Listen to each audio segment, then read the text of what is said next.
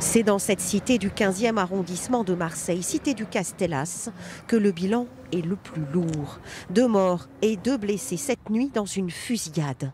Ce matin, difficile de faire parler les habitants. Certains ont peur et beaucoup sont surtout choqués par cette violence. Ça fait plusieurs fois que ça tire et tout. Ah, comment arrêter ça, on ne sait pas. Je m'inquiète pour la nouvelle jeunesse.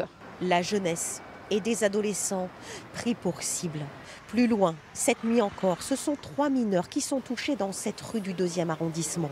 L'un d'eux est mort, il avait 16 ans, et les 2 autres sont gravement blessés.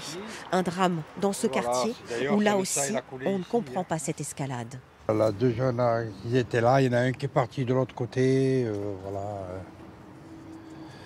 Qu'est-ce que vous voulez, c'est la maladie du siècle, c'est comme ça. Choquant, hein, surtout au quartier. On se sent en sécurité nulle part en vrai. Nulle part. C'est choquant et ça fait mal. Un déferlement de violence sur des mineurs en plein centre-ville.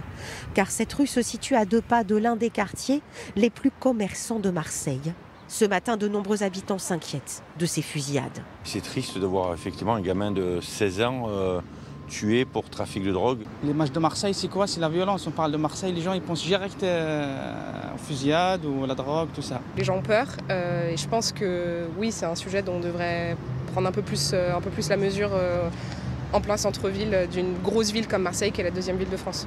3 morts et 8 blessés, bilan d'une nuit sanglante qui vient s'ajouter à d'autres règlements de compte. Depuis le début de l'année, 14 personnes sont mortes à Marseille.